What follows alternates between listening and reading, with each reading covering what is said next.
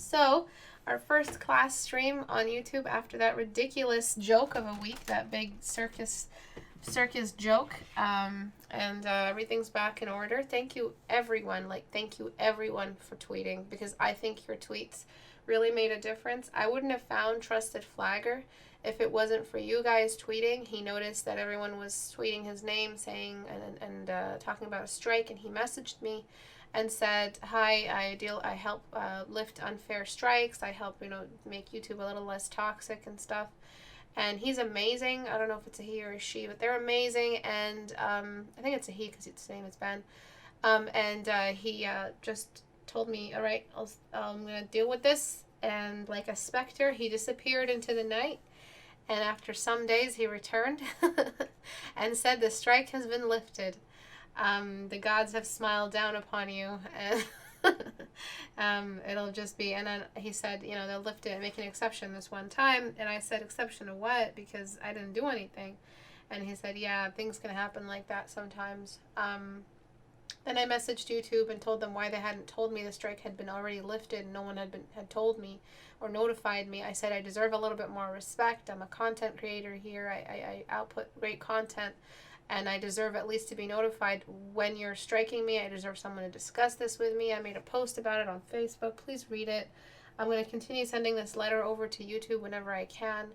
But the biggest problem right now is YouTube typically doesn't respect you until you have 100 plus subscribers. They assign an agent to you that you can contact directly with any questions that you have. So after 100K subscribers, they start giving a shit about you. But it's hard for me to get there without whoring myself out. So I don't know really what to do. Subscribe to me? What am I going to do? Get 20,000 subscribers in how long? I thought that, maybe I could get them between the strike day and the day they lifted, or in the 3 months that was supposed to be the strike. But I guess they'll just come when they come. 100K will come when it comes, and we'll see about whether or not they start giving a rat's ass about our channel. But we made them give a damn. I sent multiple emails to them. I was very stern. I was very short. And I was not at all forgiving in my verbiage. I was not open to any kind of excuse that they had. I am using their channel, my videos are making them revenue, and they're putting, I'm diversifying the education platform of their stream and their channels and channel styles. Not all of us talk about YouTube drama and have our tits out, so some of us are actually doing something. And I am just kind of in the same arena, I guess. I don't compare myself to Jordan Peterson, but I like to think that I am giving back to the world the way he does and his model, and I respect him and what he says and what he does. And I think more of us should start treating each other with that sense of dignity. And YouTube does not realize that that there are major movements happening on its platform, and it's not respecting its viewers. So I know a lot of you have heard this already, but I'm just keeping this out there. I told YouTube I'm gonna, at every opportunity that I can, shed light on this whenever I can. So let's get started on today. So I'm sorry I'm not looking at comments. I will in a second if you have any questions regarding our challenge. So if you do have questions, write them now and at @IstebrakMe. But our next challenge has reached 500 plus votes. Thank you for voting, everyone. And the challenge will be about an ancient weapon, which has already been chosen, the ancient bow 1. And it will be about the ancient bow. I have already written it, and I hope you guys like it. I just have to compile a couple more reference pieces or inspirational / reference pieces for you guys to work from. It's going to be very, very strict, this one. Not much wiggle room for the design. You're actually going to have a real intensive studio style written text that you'll be reading from, and a very strict narrative, a very set character gender, set character body type. So you're not going to be able to have a lot of too much freedom with this, but I hope the restriction inspires creativity. For this challenge, after we do our day, after we do our critique day, and I critique everything, maybe with the help of my mods this time, we will hold a poll. And those who I choose for critique, I will choose about 5 finals for the critique hour that I look at, and those 5 will be set on a poll that you choose. So it'll be a challenge and also a contest. And the winner gets a bunch of stuff. I still haven't decided what they get, but the poll will either be on my website or right here. I'm not sure how to make a picture, a poll on Google Community, but we'll see. Maybe I'll post the picture up and have like numbers beside it and you guys choose or something like that. But we'll see something. I'll figure something out. But I do want to, encourage those who have a design, desire to be character designers or illustrators to join us for this one. And now that there's the incentive of a reward, you're probably going to join. A lot of people are going to join. And it gets you guys involved in the voting process as well. So you work on the piece, you submit it by the due date. I do the critique hour for everyone who submits it on the due date. After the due date critique hour, I host another poll where you get to decide the winner for the challenge. So it's also a challenge, but it's not a challenge slash contest at the same time. We do the challenge component first, everyone joins, and if enough people post, if not enough people post, I won't host the contest. So the contest will most likely happen afterwards. I might not do the contest. I'm still not decisive on it, so I'm just leaving it out there if you guys are interested in it, if you guys like this idea. I haven't done many contests in my channel. I did my transformation contest last year, and the winner got a tablet. The winner got a bunch of sessions with me. They got all my brushes, Portrait Studio copy, and I might do another one this year just to show where, see how people have improved with my channel. But I think that's about it for announcements. If you guys like these announcements, if you want to help support this channel, you can go to Patreon. And just join even just as a watcher tier. But a lot of these challenges I'm going to be extending into my Patreon assignments for the $20 tier, which is the apprentice. So if you want to be a part of this challenge but go on a more focused critique hour, not necessarily shared between thousands, or like not thousands, but hundreds of posts or hundreds of submissions or tens of submissions, but yours and a couple others who post will have a dedicated critique hour privately recorded for you, if you choose to be a part of the apprentice program. But this is an alternative to tutoring that I've offered for Patreon, so that's why it's out there for those who want to have a bit more of a close connection to my critique hour. But you don't necessarily get priority picking in public hour, but you get your own like Sunday or Saturday critique hour for patrons only. Our Tuesday and Thursday meets will be exactly as they are. No patron will be prioritized over other people. Patrons get their own hour on the weekend at the end of every month, where I critique everything that they submit. So if you want to be a patron, you have the watcher option or you have the student option available to you. And when I am done with the resource pack, so every challenge gets a resource pack, and when I am done with the resource pack, you see here to be announced, I will upload it here on the community tab of my channel. If you haven't joined the community so you can vote on the upcoming polls, just click on the little Google Plus icon to join here, and you'll be able to download a little Dropbox file here on the community tab. And be able, by the way, guys, if you scroll down on the community tab, you'll find some FAQ here regarding the 14-day challenge. So explore my website a little bit. I have a whole tab just for you guys. As for Portrait Studio manual, I'm not sure if it's done yet. Abu hasn't notified me if he's done drafting it. So there will be a Portrait Studio manual in this very, very soon, either on the store as a page or a tab over here for those interested. And another update will be coming very, very shortly for Portrait Studio that will include the hand and include a couple of other changes. If you have any kind of optimization reports or anything like that,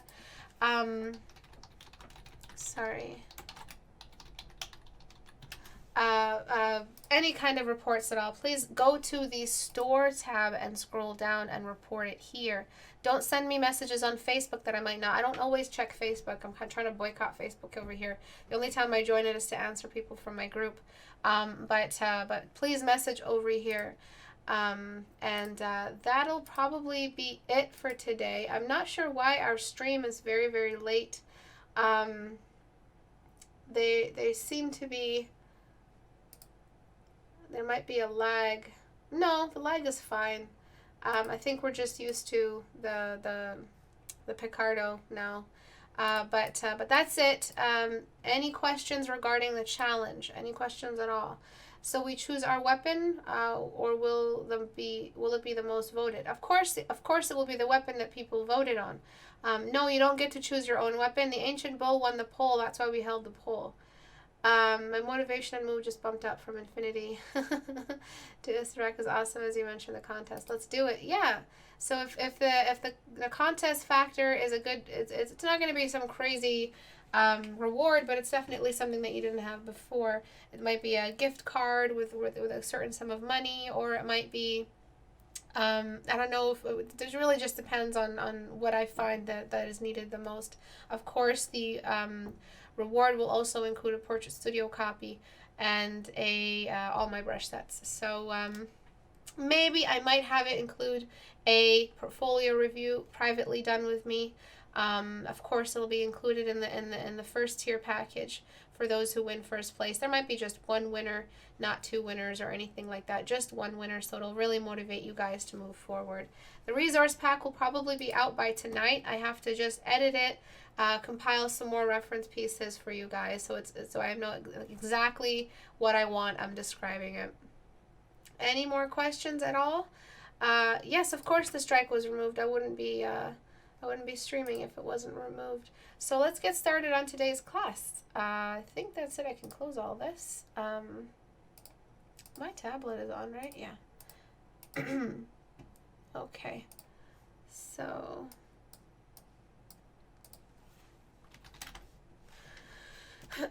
it's the only weapon or champion too? No, it's if you go ahead into the community, go to the community and read it, because I have everything over there. It's a champion and a weapon of like a legendary or mythological weapon that you'll design them with. I think you guys are gonna like the story that I wrote for you.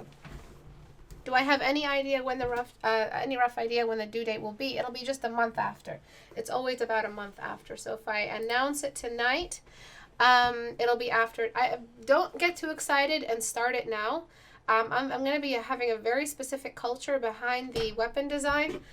So if you're starting it now and you're just going to edit it later, that's very, very cheap. So make sure you're waiting until it's announced, then you can start drafting your idea.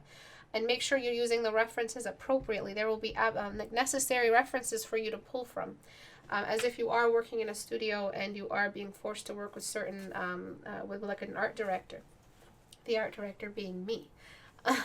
So it'll probably be a month after today, probably the 6th. If I feel like extending it, might be the 8th. This might be the rough idea right over here of where we're gonna have it. These challenges have been amazing. They've really made our community fun. So if you haven't joined any challenges, I have a feeling you're gonna try and join this one. This one is very, very fun and very, very exciting. I kind of want to do it myself as well, but I've just been so busy I can barely get to join challenges. So Patreon, I don't know why the link for Patreon isn't working on Google. I mean on YouTube. I don't know why. It's just not working. If you want to join my Patreon, just go to istebrak.com and click on the little Patreon icon. Alright, so right over here, you just click on the little Patreon icon. It'll take you straight to Patreon. I'm sorry why. I don't know why links are not working on the chat right now. Let's get started.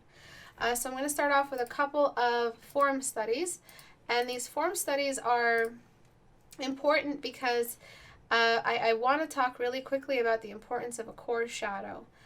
So a lot of you really neglect your core shadow, and things get to be a little bit funny when we do that. Also, these are all grounded forms, but none of them are stacking. Just like how you put this little guy in front of the shadows behind it, you need to have, lowered the horizon line and lifted it this way. If we were in a helicopter and imagine all of these, sorry, one second.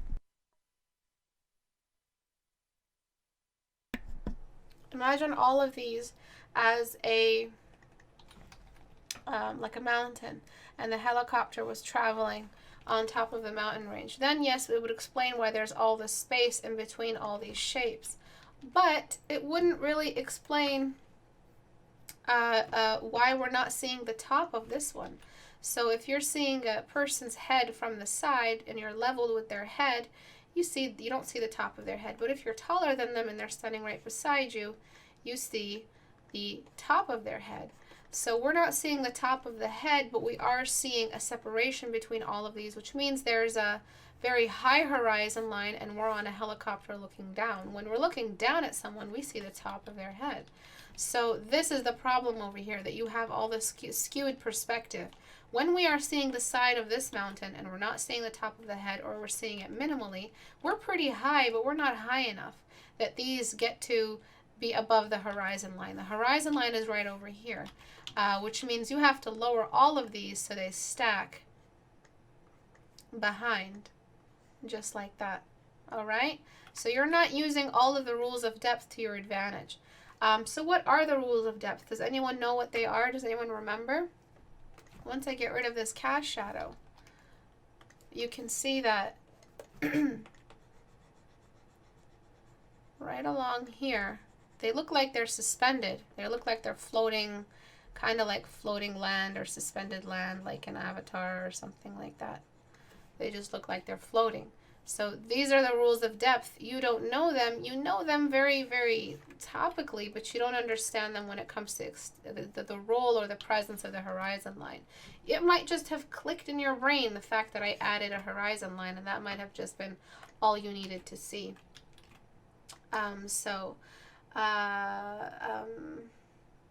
Yeah, so any questions at all, or any?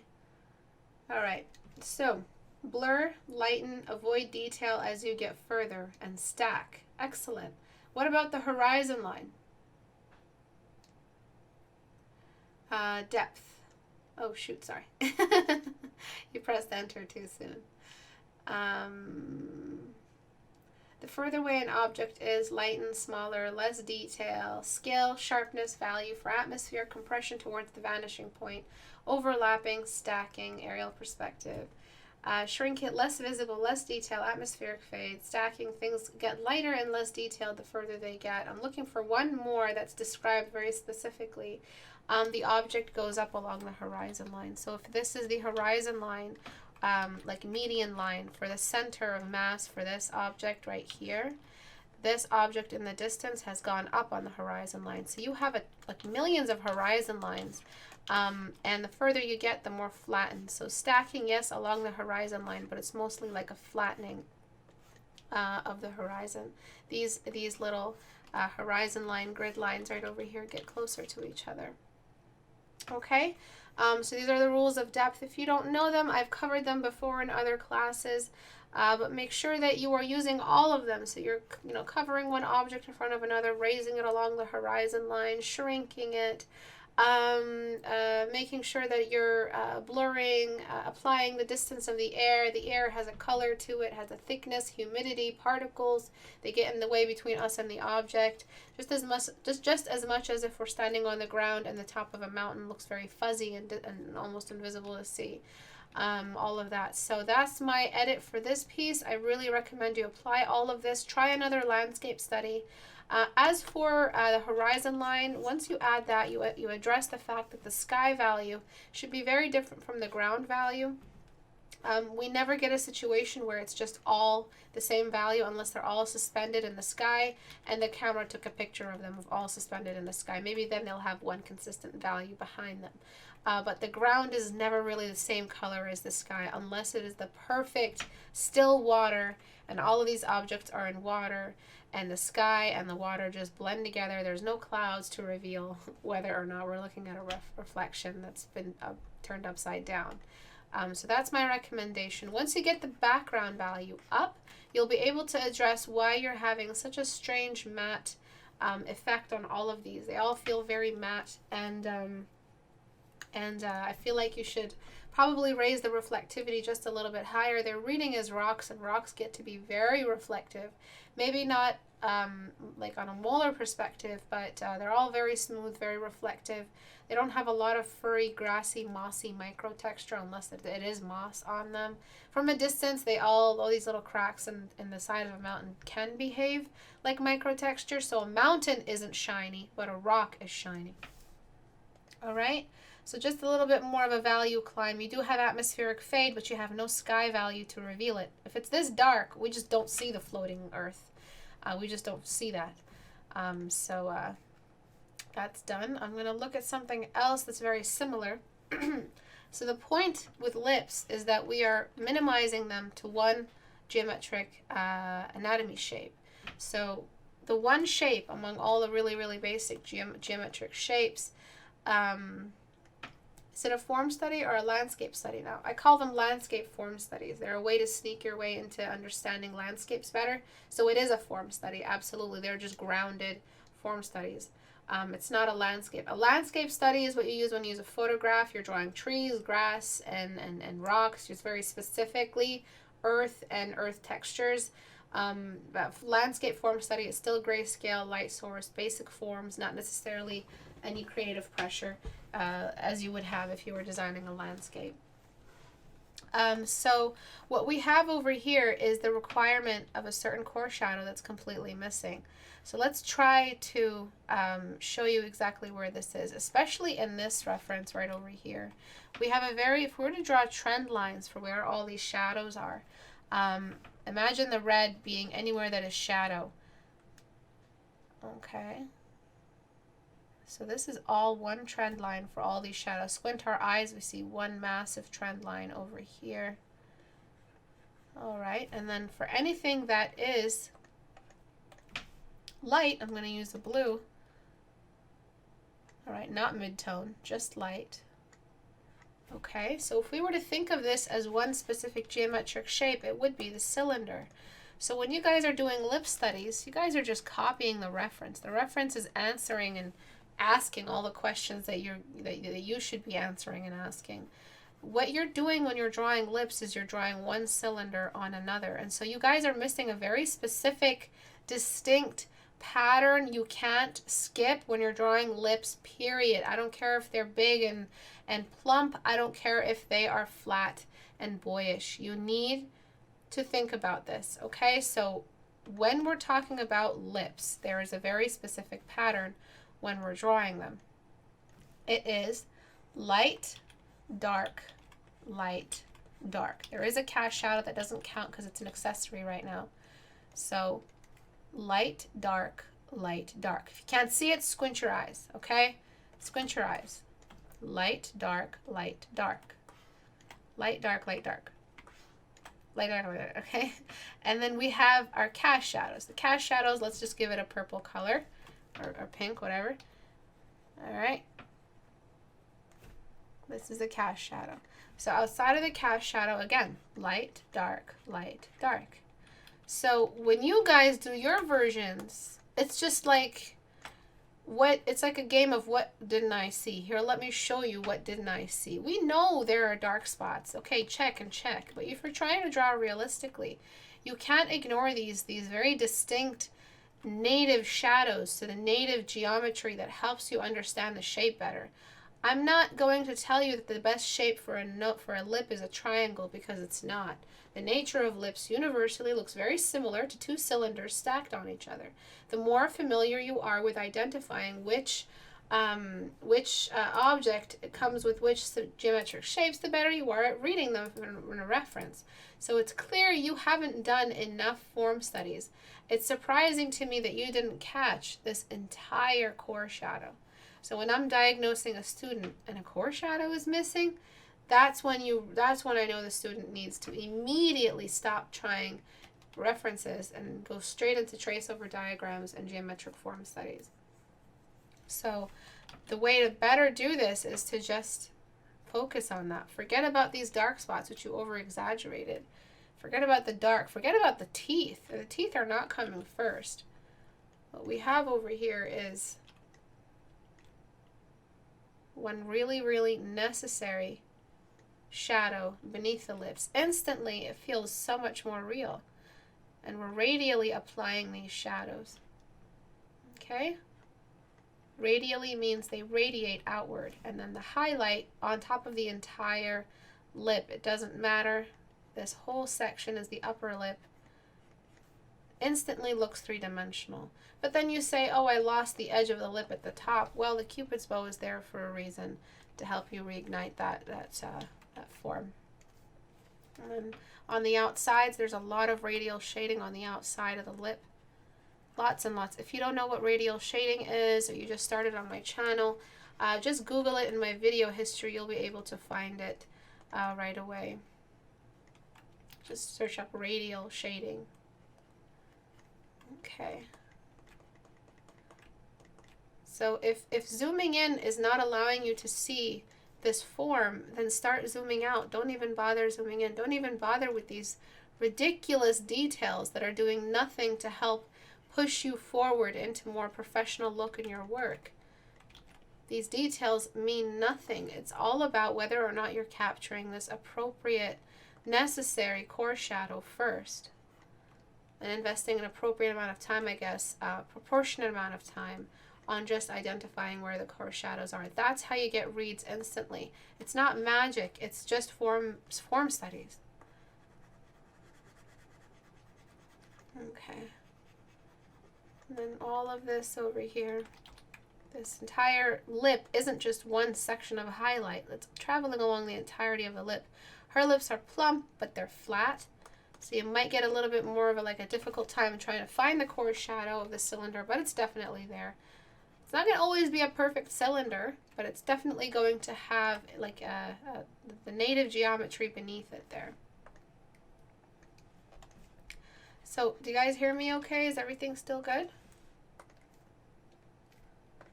All right.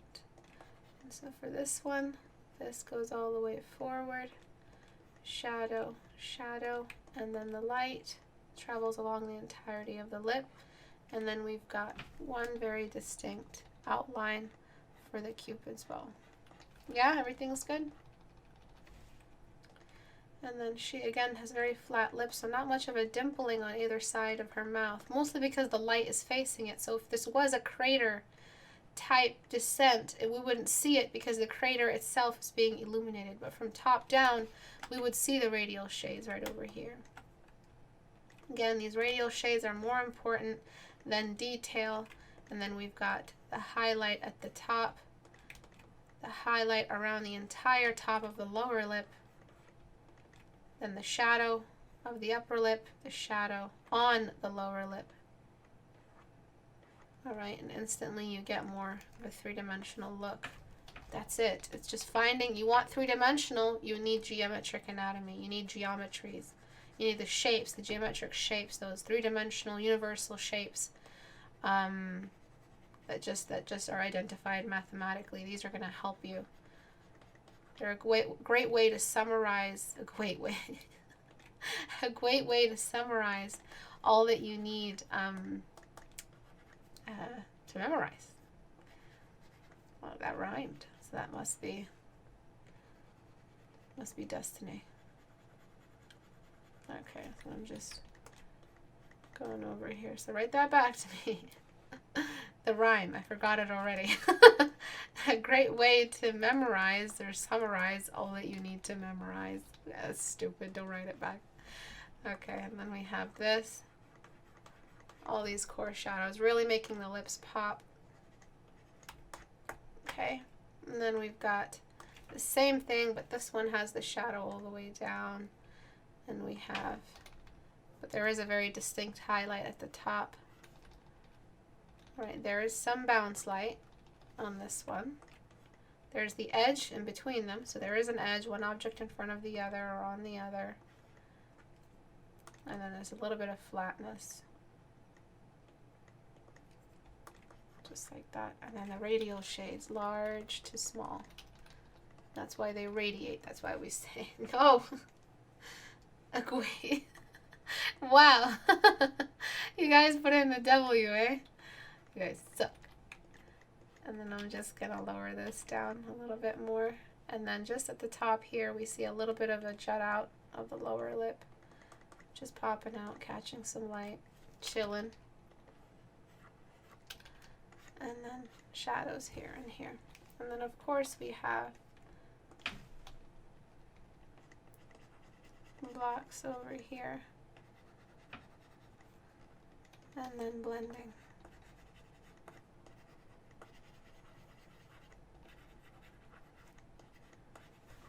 Okay, so you get more and more three-dimensional the more geometry you preserve, and you'll see the before and after in a second. These are done very, very quickly, but I hope you can see the difference when it comes to the volume. And these are still very preliminary brush strokes. I have to use a soft brush, but before, just choose one and look at it. This is what lips should be doing. Under-rendered, but with accurate core shadows. Alright, and this is what happens when you do form studies. You can see all this. You don't have to copy the reference exactly, but you absolutely have to copy the form. You don't have to copy likeness. That's optional. You can use a reference just to reference form and cast shadows. Great way.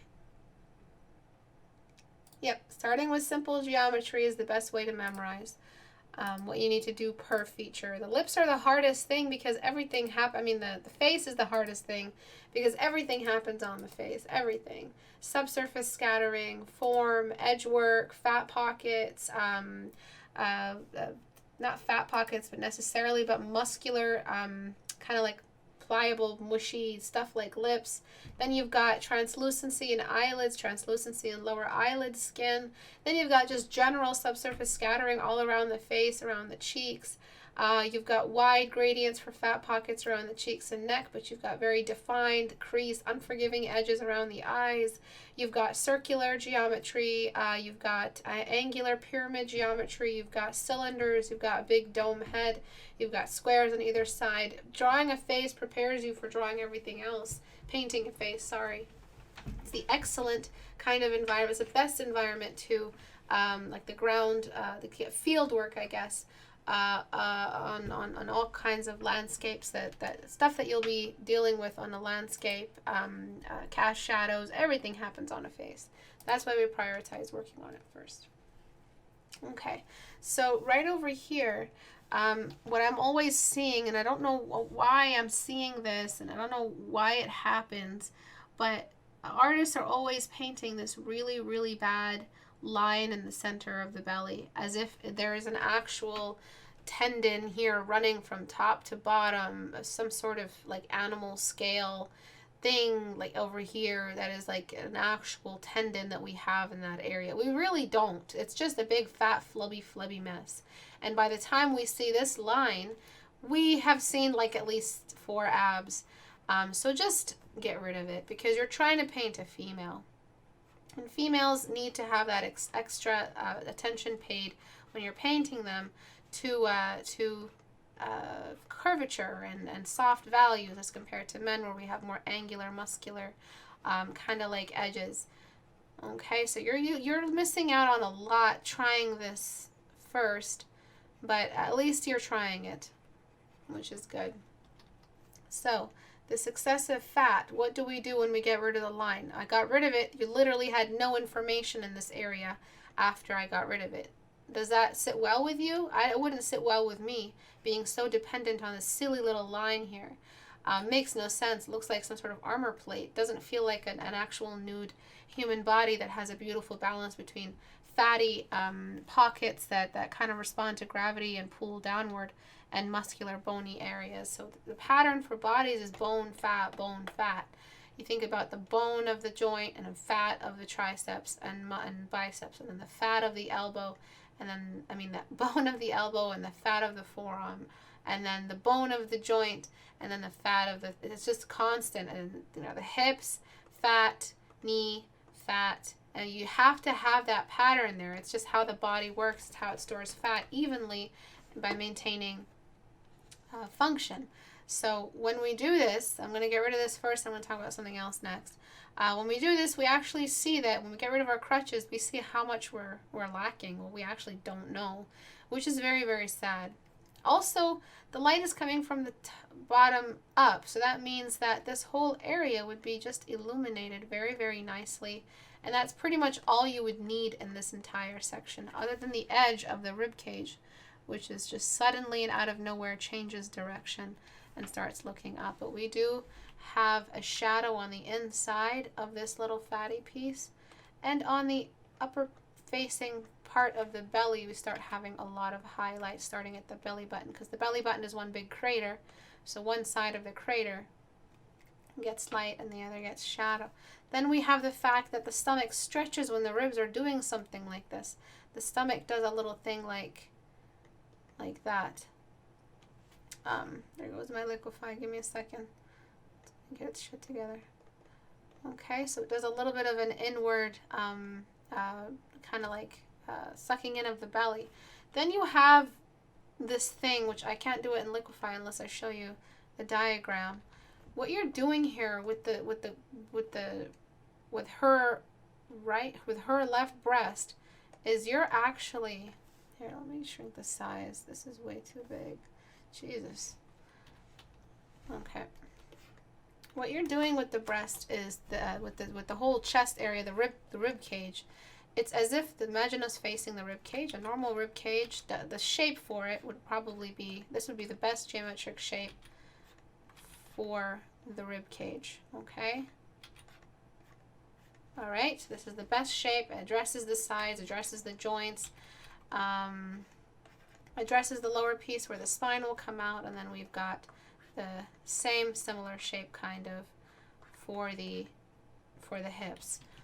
What you're doing is your version actually does this, and then for some reason the shoulder is up here. So around the center line, instead of having this extra piece, your rib cage from front view does that in 3/4 view. You missed, it's like you flattened and then you curved off. So you don't have a severe edge over here that you need. All right, you need that. You showed way too much rib here on the side. This is whenever we do anything 3/4 view from the face, which is again why amazingly the face, everything happens on it. You know how to do a 3/4 view in the face. You can rotate any other shape. But you showed way too much information. Now what you have to do is start studying the 3/4 view face. This will help you. When we straighten this back up, we gave it an edge, we suddenly lifted this entire breast upward. Yes, YouTube, I said breast. What are you going to do? I said breast. Oh my God. Did your robot just detect that I said breast? Can you tell him? Can you tell him pissed off? So I've raised this breast upward, and I'm raising it to be in front of the other breast, just around here. And now it really feels like it's been lifted up. So this breast will actually be in the way of the breast bone right over here, this whole collarbone area. So there is actual stacking, because it's just basic. It's just what you had before was falling apart, like a whole rib cage was just completely falling apart. And so now that we have that edge over here, let me just fix it up. We kind of just have a little bit more of an intact anatomy just over here. Okay, and then the armpits would actually be much more visible. Something a little bit more like that. All right, so what you had before was just this really, really intense symbolic. Here, let me just do this instead. All right, before image size, 2000. What did I have before? Image size. Did I do 2500? Oh yeah, I did do it. Okay, so before, this wasn't even a female body. It was just something else. It was something else entirely. And then after. Okay, and if you don't like the softness, you can go ahead and try to pull this off with a rougher brush, but it's still the same problem. Doesn't matter what brush you're using, it's not going to fix your problems. You need to actually stop everything and do form studies. Next up is the issue with the thigh. It doesn't seem to be responding to the same kind of light source. The primary is shooting upward. That means at the front of the thigh at least we'll get something in this direction. It's too bright. I don't feel like using another layer. Yeah, I have to use another layer. Okay, so I get something a little bit more like that, and the terminator gets to sit along the center of the thigh. And this is how thighs do. All right, this is what they do.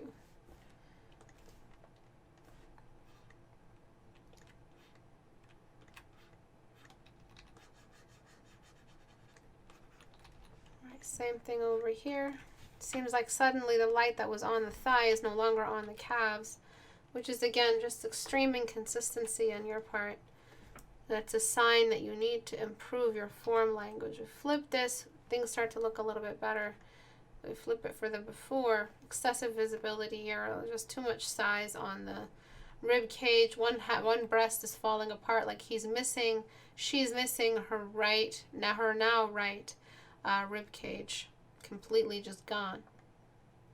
Her rib cage props the breast back up to stack in front of the rest of the body. All right, and then we flip again. This line here, I don't know where you guys get these lines. I don't know. Like, I remember seeing them in X-Men comics a lot.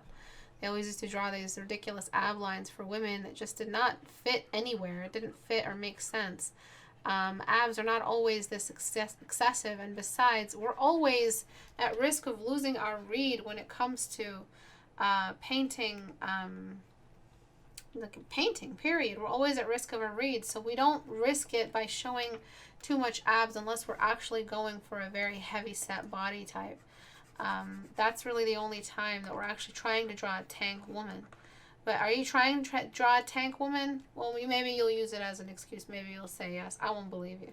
I think you're trying to draw a very generally fit woman, not necessarily a tank that has abs that have the outline but not the abs, which again is something that reminds or proves to me that you're using your symbols more than you're using references. You need to start using references. This whole like belly area is casting a shadow, just a slight little crater shadow just across, just like that. And there's the slightest little indentation where the ribs kind of finish off, just like that. And some radial stuff towards the belly button. But then the belly button casts a shadow on itself, just like that. Okay, so just spend some time doing references. You clearly like to draw. I mean, this painting meant something to you. But to think that you attempted this without references is a question of whether or not it really does mean something. The torso is going to cast a shadow on on the breasts, right over here. All right, they don't just completely emerge. They have to deal with the core shadow of the hips, of the torso area. And then this leg might be a little bit too long. I don't feel like the knees continued properly. Good job on the hand gestures. I feel like this has a lot of potential. Make sure your bounce light doesn't contest your primary, or else you have two primaries. Sorry, one sec. And two primaries is really like an ungraceful thing to do in your art. It's very unprofessional, very new. Don't do that. Right, always have one because then it creates the mood and you actually have something. Maybe not a secondary type color, but you could have it so that it's something very ambient, very dim and ambient that creates these very distinct terminators all across. Just like that. Okay. I feel like the head size is fine because she's further away from us. And I feel like everything is still very, very muddy. Skin just doesn't get this dark. This is the kind of skin tone, believe it or not, that I would give an African skin tone. This is not, look at the mid-tone, look how dark it is. This is actually, you're actually painting an African skin tone right now, whether you know it or not. If you wanted something more mid-tone, average, universal, you'd have to be working from here. Pale is up here, average is over here, like olive, which is like the beige average across, like internationally. Okay, so lots of problems here. I hope they help you. I'll do one more for you. Okay, and there might be a little bit more highlight over here. I don't want to guess too much. I use a reference, but this is just from what I remember from my visual library. Okay, so this one is bothers me in a lot of ways, and I'm sure it bothers you too because something feels off. So you have all of this top-down lighting, but you've got a silhouette on the biggest component of the painting, which is her wings.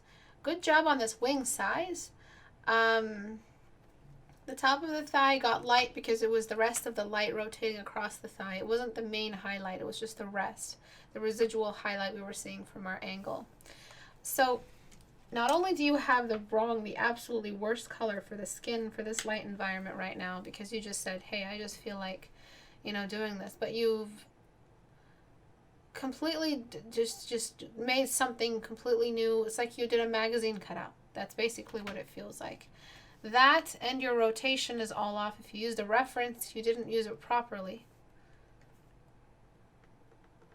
Okay, so I'm just going to get rid of this excessive, like, size on the shoulders. I'm going to try to get the shoulders to look the same.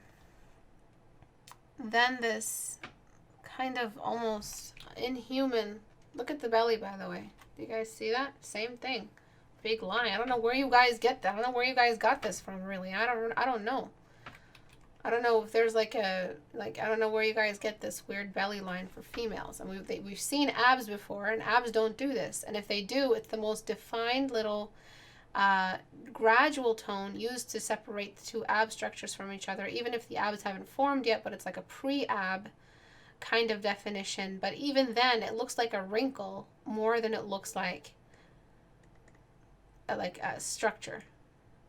All right, so stop doing that, you guys. Stop using that. The lower body, once I start assigning everything its size, the lower body starts to look huge. The legs are massive. All right. I'm going to start off by getting rid of this.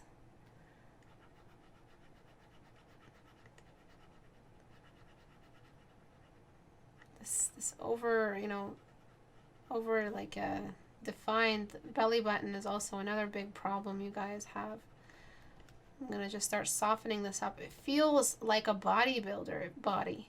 It feels like a bodybuilder that's just like packed with testosterone and like actual testosterone supplements and steroids. It doesn't feel like a naturally occurring body. Like it doesn't look like that. Bodies just don't do this on their own and without unnaturally crazy training. Then I'm going to get the white on top from this entire scene. There's a lot of white, and I'm just going to use it across here, but very, very lightly because this whole lighting scenario is wrong. I'm going to grab all of this leg. Her hands are huge. I'm going to grab this leg right over here and put them beneath, just like that. You can give her that humongous bum. You can give her that. That's fine. You get away with that because these are things that do get big, but I'm just gonna have to thin out the legs just a touch, and then maybe, because I want to extend the size of these thighs, and then maybe raise the knees up just a touch. Alright, so we're starting off by erasing these, getting the original crotch shape back, and then merge that down. And then we're going to raise the knees back up. And merge that down. Right, so I'm going to spend the most of my time on this critique, so this is the last thing I'm doing. I'm going to try to push it as far as possible. And the time allowed, it's already 6. And just going to finish this off. And what we're going to do next is flip. And again, I'm just bringing back the feminine and getting rid of that unusual level of muscle definition around here, especially because it's on the edge of the canvas and you just, something told you, yo buddy, scroll to the edge of the canvas, zoom in, and work. You might as well have eaten the forbidden apple. Right, this is absolutely forbidden. Do not zoom in on the edge of the canvas. Nothing is important over. There's nothing there for you. Alright, the only place you zoom in is on the focal point. Write that back to me. You can zoom in other places, but the most you'll zoom in is the focal point. Write that back to me. Sorry. Okay, and then just starting off over here. You'll see the before and after. I'm going to save that to the end as a treat, but I do want to show you right away. Like, I just at least imagine where the legs were before. I still feel like they're a little bit low, the knees, so I'm just going to go into liquefy and see what I can do now.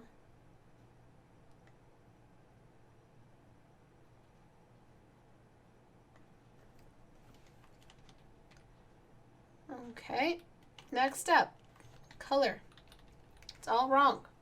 The blue of the hair you get away with because she has that color in her, but there's a lot of green in that. So we're going to have to get rid of some of that green. I'm just going to choose the actual background value and do this. Alright, if she's too dark, that's your fault. Look how dark you made her, even though she's in a light source and it's all this white. So this white that's shining on her is directly behind her but kind of in front. And so what you're going to have to do now is find the cast shadow of this entire wing, which is really hard to find. And anything that is not in that cast shadow, boost it up. So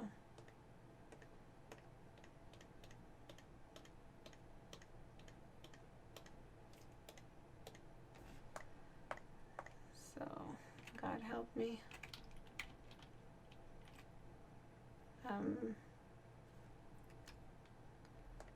Right, so am I selecting inverse later? No, I'm just going to leave it here. So where am I right now? Okay, so what we have, God help us, we're going to go into dodge tool and we're going to see what we can do. Okay, so this is where it should have been after you added the light. Because if her little feathers can be white, then the gems can be white, then some of her oil on her skin can be white. So this is where it should have been. Because there's translucency, and I'll desaturate in a second because dodge tool likes to desaturate. Because there's translucency down here, we have a brighter feathering of what we did towards the bottom, because the wings get to be more translucent towards the bottom. Okay. So then we have, I'm going to go back to the before, and then we're going to, okay, so where am I going back to? So back here, flip horizontal, accept, and I'm just going to delete wherever I messed things up with my dodge tool.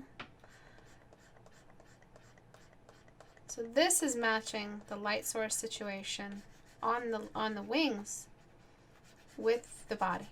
Where you had it before, which you'll see in your before, was unforgivable. Tommy, you know what to do. Tommy's our punisher. He's our executioner for when you zoom in too soon, for those who don't join. So actually the shadow on the breast wouldn't be this shape. It would be, that would be something like this, a little bit more straight. Would it be like, fuck it, I forget, so I just leave it here. Okay, cancel. So then what I'm going to do is get the blur tool and just blur this shadow over here. So you painted the whole thing as if it was in shadow, but at the same time there was a silhouette and this extreme brightness. This is not right. Now I'm going to Just desaturate my new values. Dodge tool is very evil. Okay, and you need to brighten. Somewhere in this canvas behind her, things need to brighten up because they're not matching. As soon as we match our light environment, things will make sense. Okay, yeah, she might be in a dark scene, but something is making these humongous wings, which are taking up the most space in the painting. That's what you respect. You find the largest object. What kind of cast shadow is it? What's happening to it? That's the light environment. How do you find the light environment? Find the largest object and assess what's happening to it. So I'm adding saturation and raising the brightness. I'm just experimenting here. Trying to get my eyes to find extremes and then reference thereafter. Okay. So find the largest object. And that's what the light environment is.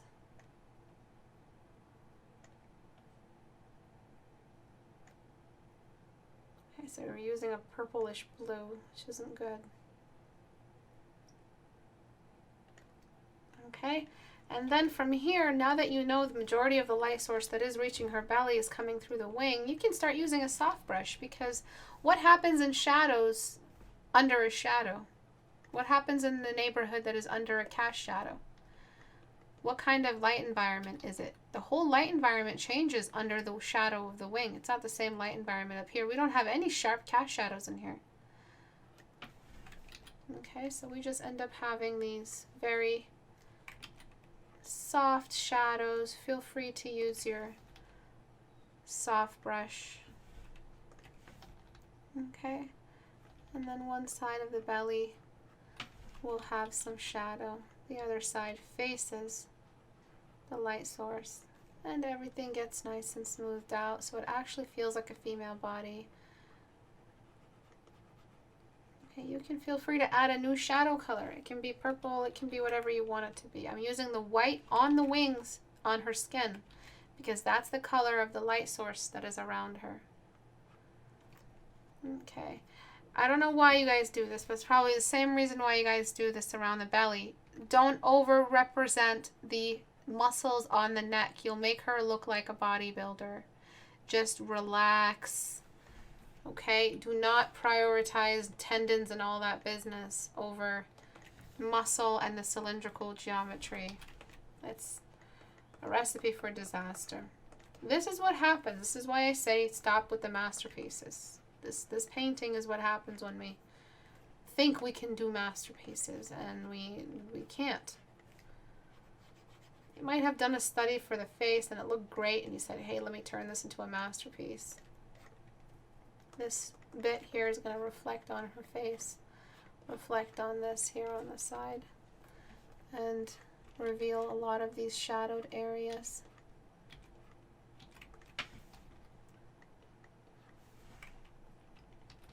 Okay, if you don't like being told don't do any masterpieces, it baffles me why you ever got into art. Because believe it or not, you know, when we start a journey, we don't assume we're going to be told that there's a lot of work at hand. We think it's some sort of glorious, happy festival of success. A real teacher will tell you it's not. It's the absolutely most excruciating kind of practice you're ever going to try to perfect.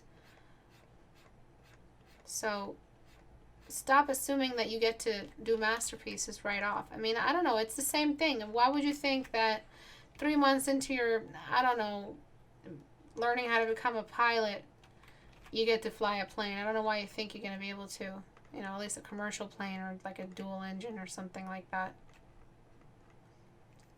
You don't. There's a lot of writing involved beforehand, a lot of theory, a lot of study, a lot of demonstration, a lot of using like an AI, or I don't know what are they called, those things with like a fake plane. I don't know what it's called. I don't know the word for it. Before you actually get into a plane. So I don't know what you guys are, you know, comparing art to, but compare it to any other practice. You'll find that it also applies to art. I guess you guys are in a hurry. That's the explanation why you guys do all this stuff. You guys are impatient. Okay, stop being impatient. I'll show you the before and after now. I'm just going to get the belly button to be represented as an actual cavity. Her belly might be a little bit low, but at this point I've changed so much, I would be here for hours. Alright, so the belly brightness goes all the way on towards the edge of the body, and then the arm starts with an edge, a nice sharp edge, just like this. It was a nice idea. Good job on the wings. I love their size. That's my favorite thing about the wings. But now things are making a little bit more sense. The shadow on the legs would be a lot more fuzzy because they're just more distant, and the subsurface hair isn't really going to let it stay sharp. And this means you're going to have a little bit of bounce light on this thigh. It's going to make it look more realistic, more fun, more form. Bounce light is always a wonderful way to complement a primary light. Okay, and things are starting to look a lot more believable using this exact color on her skin. As for the background value, I am still having issues getting used to it. You have a lot of green in her wings, which means that it's kind of like the brightness of a day on the beach, but it's a stormy day, but there's a lot of sun shining through at certain moments. So I would just desaturate the background completely and just get rid of that blue. I feel like you put that blue in there symbolically. I don't think you put that blue in there with the intention of, you know, matching everything. This looks much better. If you don't like this, then choose what time of day it is early on. This entire painting is a complete, like, you've completely neglected your light environment utterly. You didn't have vocabulary for it. A light environment, if you don't know what it is, go in my history and you'll find a video for it.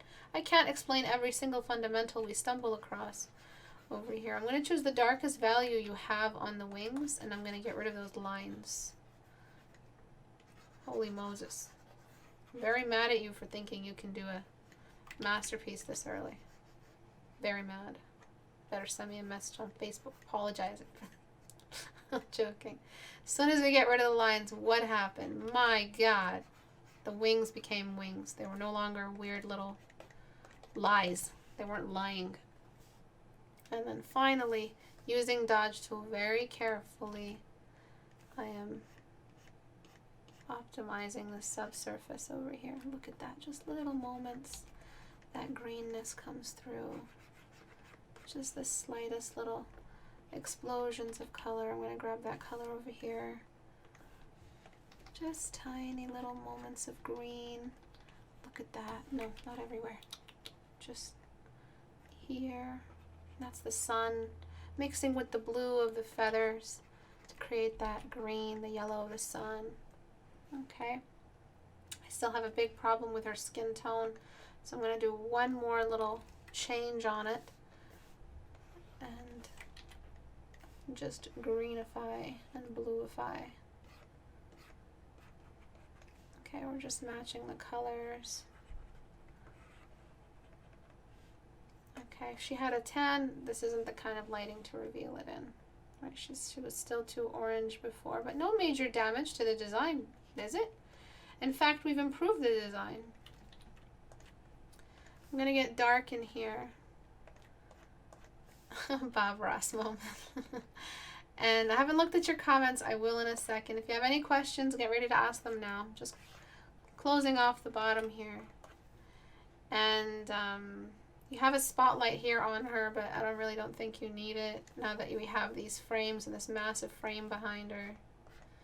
Lots of corrections. Not everything I've covered, but I've tried to cover enough.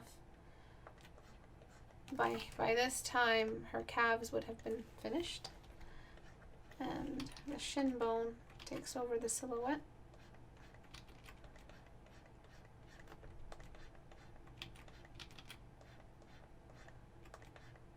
As for the design, it's cheesy. I'm going to be just very honest with you. It looks like a really bad hip-hop movie video. What I would recommend is just do something original. If she is some sort of healer, and she's an angel and she's not earthly. Why is she wearing Victoria's Secret type bra and panties? Is there no new way, more innovative way to think of this costume type? So spend some time concept arting, you know, design something else. Design something else. What kind of bra would a warrior type / healer, musical lead, I don't know, angelic beauty queen, or maybe maybe it's like Kronos, or no, what is his name? Kronos? Is his name Kronos? No, his name's not Kronos. Oh my god, I forgot the God of War dude. Oh my god, Kratos. Imagine like him imagining his wife in heaven, you know, she's telling him, Kratos, stop being an asshole. And she just, you know, she's dressed like this. Like, I don't see it. I see it as a very cheesy costume design.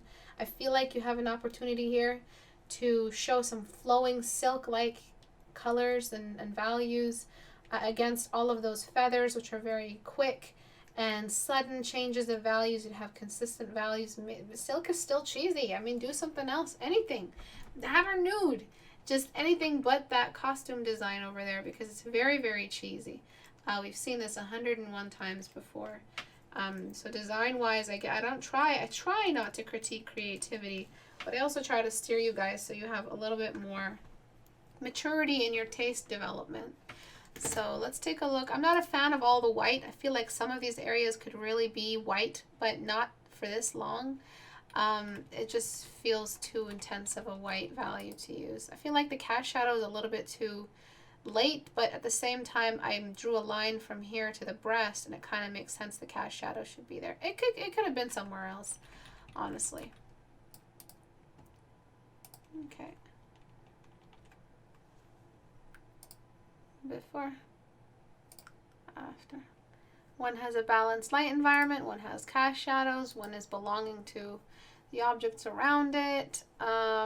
It's a completely different setup. What you had before, you probably referenced like a Victoria's Secret model who was too tanned. Again, please choose your references properly. So I feel like the light here, you know, it could have been a little bit more like that. It could have been a little bit more limited and rare. So just like we have this rareness here in the subsurface, it looks just beautiful, just gorgeous over here in the navigator.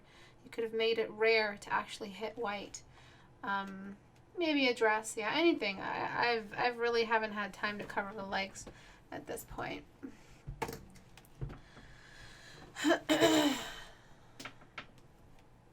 I desaturated Dodge Tool because Dodge Tool saturates as it works.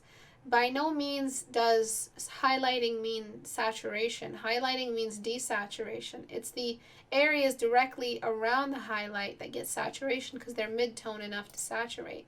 What's more saturated, this or this?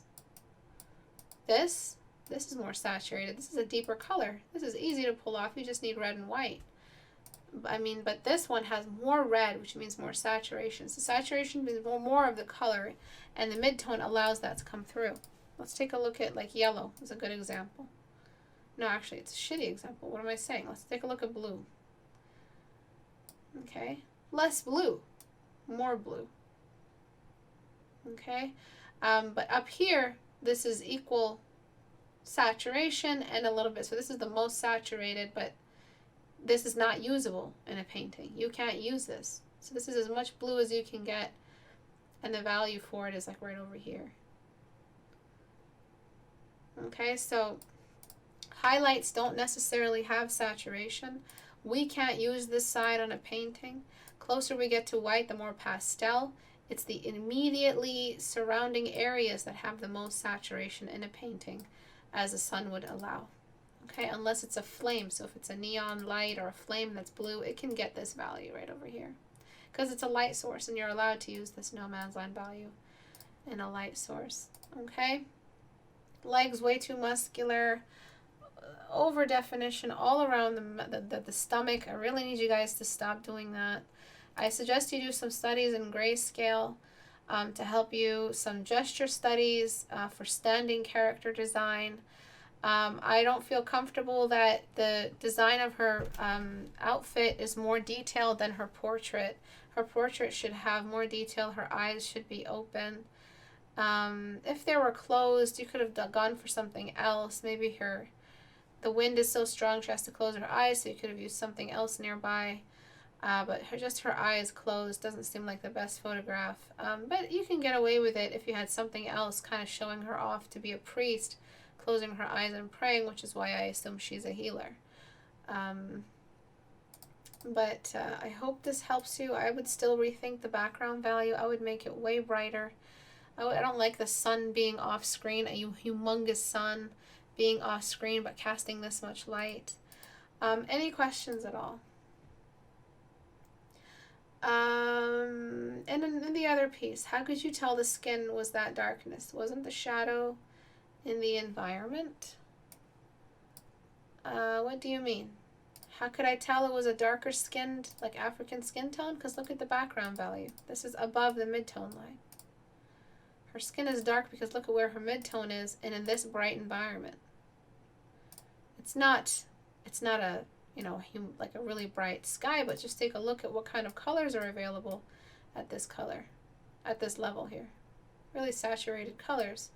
So I don't know, it could have been a room, it could have been a stylized picture, but even if we raise the value up, oops,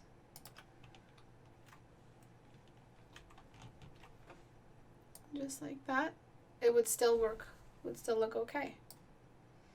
So her midtone matches even a brighter light source, which is why I'm assuming the average midtone that you're going for right now is a darker skin tone, whether you intend to or not.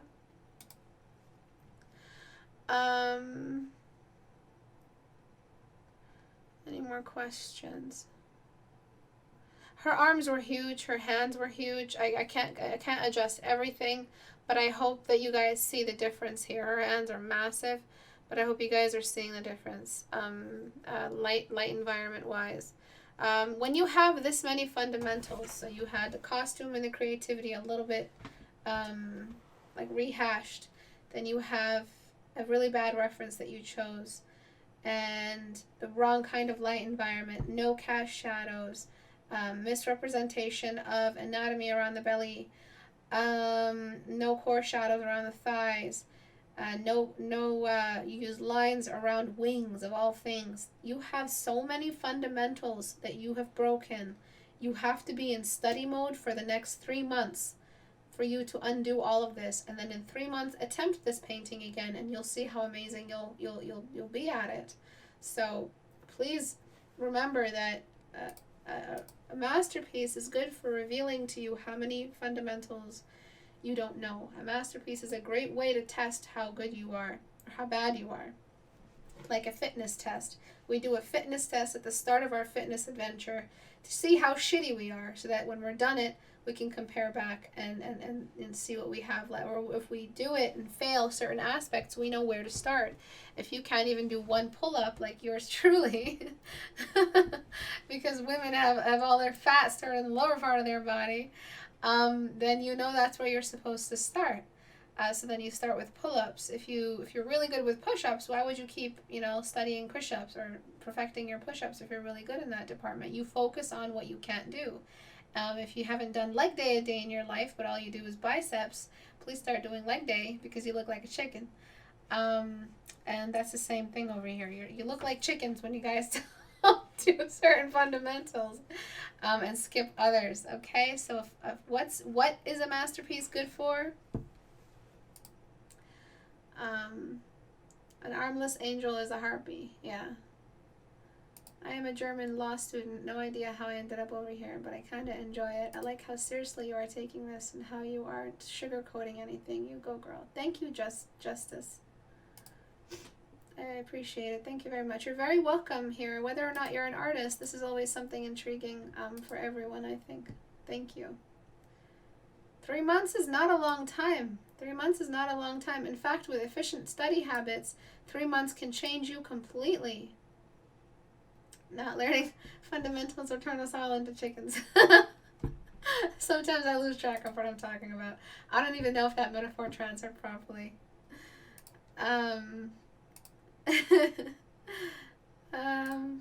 Okay, so any more questions at all? and showing if we have chicken legs. Peacock. Revealing your own shortcomings. Thank you. It's exactly what I'm talking about, okay? So that's it for today. Thank you everyone for joining. If you guys want a recording of this, it's going to be up on YouTube for those who just joined in on the stream. And go to istebrak.com to download your community. Go to the community tab to download your resource pack that I'll be uploading tonight. I hope you guys enjoy the narrative I've made for the new challenge. If you don't know what the challenge is, you just joined. Go to the Google Plus icon and join our little community. Go to istebrak.com first and just have a read here. This is what our challenge is going to be for the month of February. So we spent a whole month doing the polls, and then we spent... we're going to spend a whole month, maybe a little bit longer than a whole month, on the actual painting. So I'm going to get this up as soon as class is done and I edit this video and upload it. I'm going to get into writing it up and finishing it up for you guys. If you guys love these challenges, Patreon is always available for you guys to support, even if you're just supporting as a single watcher and not as the apprentice. But I've covered that in the start of the video anyway. So I think that's it. Thank you to everyone for tweeting, for fighting for our channel. Thank you guys for raising awareness. Again, I wouldn't have found Trusted Flagger if it wasn't for your tweets. And he messaged me. He got everything set up. I'm not sure really who did what because I contacted like everyone, and I'm sure he helped though. But YouTube really needs to get their stuff together. They have this really weird striking system where right after you get the strike, they don't tell you not to delete the video because it'll extend the strike. They don't give you a warning that a pending strike has just been applied to your channel, and they give you a chance to appeal it before the strike is applied. They don't look at channel subscriber counts and see whether or not this channel has earned the strike properly. They just have this automated striking system that the YouTube got back to me and said that no, this is a person striking these channels. I said no, it's not, because how could they have deemed my video, my stream, to have been a violation of community rules? This is impossible. So you do have robots out there ruining channels and sending grief and causing all kinds of damage, and I lost a whole week of my life stressing about this, and I was an emotional wreck because I thought for the next 3 months I'd be, away from my channel, streaming elsewhere, trying to figure out, following other rules and going back to Twitch. I might split stream to Twitch, but I'll never go back and centralize on Twitch ever again. They are way worse than YouTube, with a much more toxic environment. So thank you to everyone for fighting. You guys are the best. I really didn't have hope that I'll be doing this again before 3 months, but here we are doing it. This is the best outcome we could have asked for. Thank you, thank you, thank you. I will see you guys on Thursday at 5 p.m. Eastern Time. There might not be an event. I might just start using the live stream channel so that we can split stream to Picardo and Twitch once they get back to me by Thursday. So we'll be splits. I'll be teaching on Twitch, the same stream, but it'll be distributed to Picardo, YouTube, and Twitch. Hopefully it'll work out. Hopefully that'll be easy to do. No bitrate problems or anything like that. No quality loss. I will see you guys on Thursday. Bye.